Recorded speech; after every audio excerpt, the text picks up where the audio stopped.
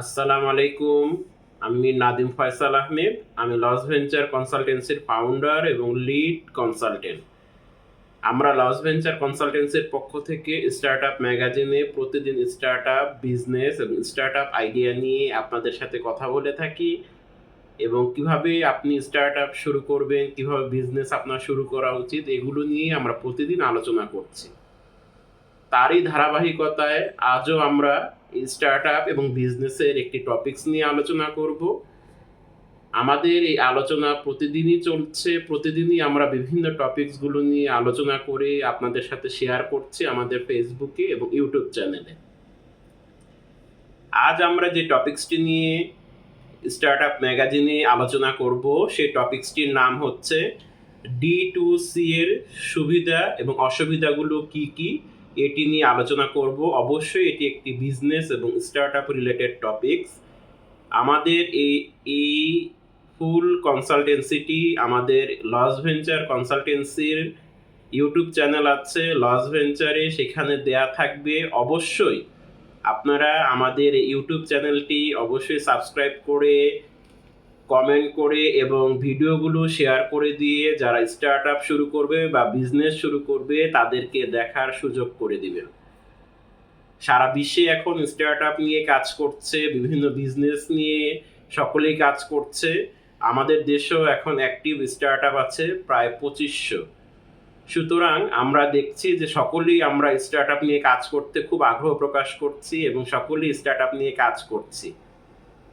এই স্টার্টআপগুলো কাজ করার ক্ষেত্রে আমরা যদি কিছুটা বুঝে শুনে নিয়ম মেনে আমরা যদি স্টার্টআপের প্রতিটি পদক্ষেপে আগাই, তাহলে আমরা দেখব যে আমাদের স্টার্টআপগুলো সাস্টেনেবল হয়ে গিয়েছে।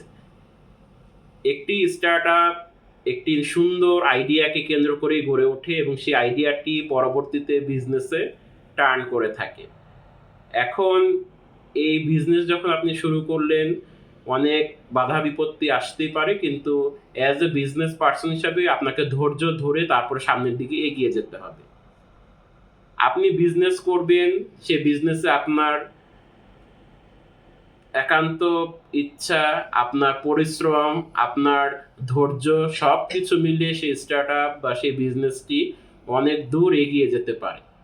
এখন আপনি যে বিজনেস করছেন সেই বিজনেসে আপনি বিভিন্ন মডেল ফলো করতে পারেন, যেমন business to business, B2B, B2C, C2C বা C2B। আরেকটিও মডেল আছে, সেটি হচ্ছে ডিরেক্ট টু কনজিউমার।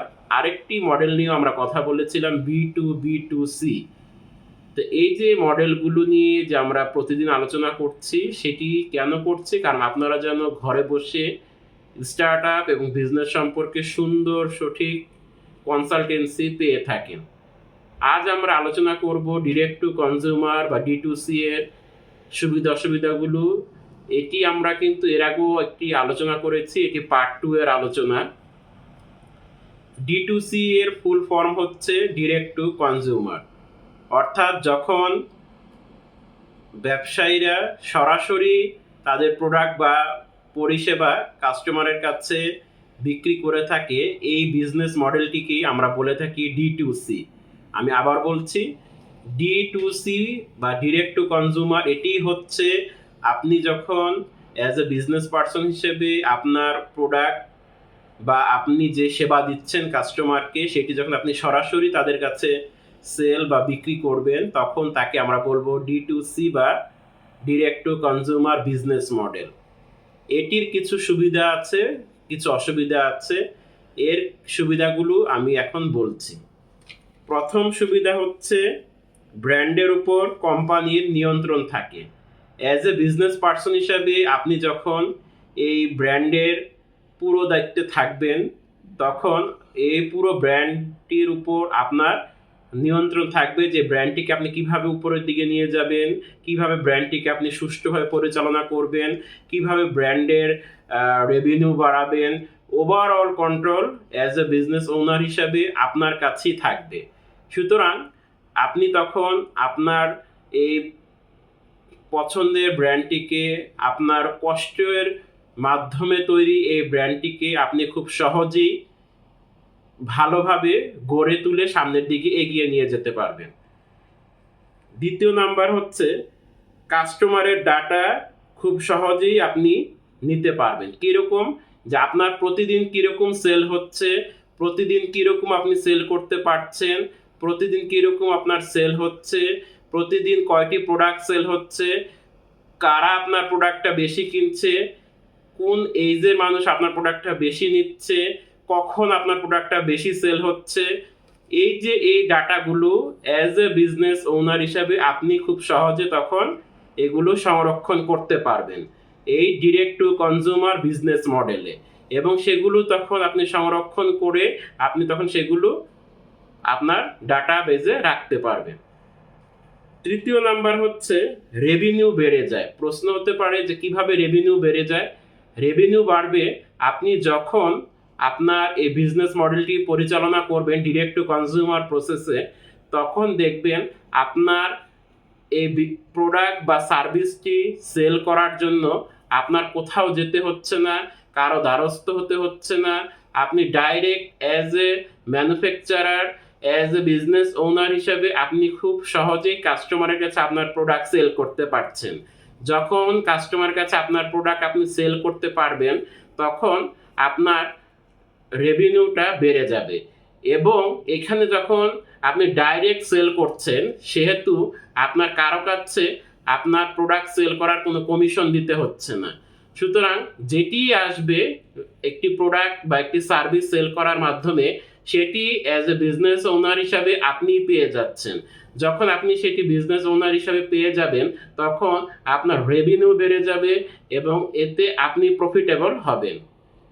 তারপর হচ্ছে, যেহেতু কোনো মাধ্যম লাগে না, সুতরাং বিক্রির জন্য কারো দ্বারস্থ হতে হয় না, কাউকে আপনার রিকোয়েস্টও করতে হবে না, আপনি নিজে আপনার প্রোডাক্ট সেল করছেন।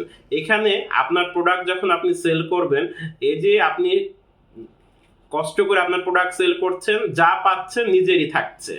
এটি ডিরেক্ট টু কনজিউমার এই বিজনেস মডেলের একটি দারুণ উপকারিতা। কারণ আপনি যখন আপনার প্রোডাক্টটা খুব সহজেই সেল করতে পারছেন কাস্টমারের কাছে, আপনি কাস্টমারের কাছে নিজে সেল করছেন, কোথাও যেতে হচ্ছে না, কোথাও কিছু করা লাগছে না।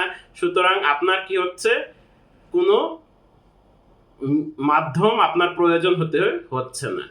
এতে আপনার কি হচ্ছে, অ্যাট দ্য এন্ডে গিয়ে আপনার রেভিনিউ বেড়ে যাবে এবং আপনি আপনার প্রোডাক্ট কিভাবে আপনি সেল করবেন, কত দ্রুত সেল করবেন, এটি একান্তই আপনার ব্যাপার। সেহেতু আপনি তখন খুব সহজে আপনার প্রোডাক্টটা আপনি সেল করতে পারছেন। এটি শুধু ডিরেক্ট টু কনজিউমার এই প্রসেসেই সম্ভব। আচ্ছা, এটির দুটি অপকারিতাও আছে, আমি সেটি নিয়ে আলোচনা করি।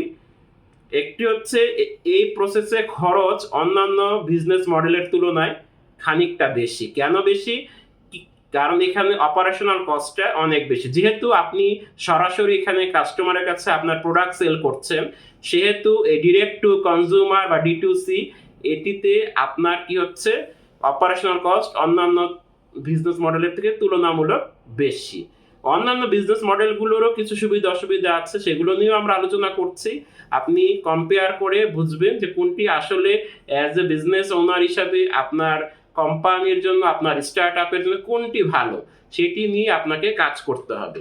তারপর হচ্ছে এই D2C বিজনেস মডেলে আপনার মার্কেটিং কস্টও বেশি। কেন মার্কেটিং কস্ট বেশি আপনি বলবেন? কারণ আপনি অ্যাজ এ বিজনেস ওনার হিসাবে আপনার প্রোডাক্টের মার্কেটিং কিভাবে আপনি করবেন সেটি আপনার ব্যাপার। সেটি আপনি কিভাবে করা উচিত সেটিও আপনি বুঝবেন। সেক্ষেত্রে এই মার্কেটিংয়ের জন্য যতটুকু খরচ হবে পুরোটাই আপনাকে বেয়ার করতে হবে। সেহেতু D2C বিজনেস মডেলে মার্কেটিং কস্টটা বেশি। তাহলে আমরা আজ এই স্টার্ট আপ ম্যাগাজিনে সুবিধা অসুবিধাগুলো সুন্দরভাবে আলোচনা করলাম।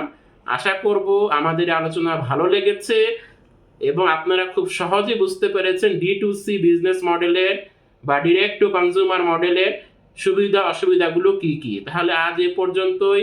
স্টার্ট আপ এবং বিজনেস রিলেটেড যে কোনো কনসালটেন্সির জন্য আপনারা লস ভেঞ্চার কনসালটেন্সিতে যোগাযোগ করতে পারেন। আজ এ পর্যন্তই। আসসালামু আলাইকুম।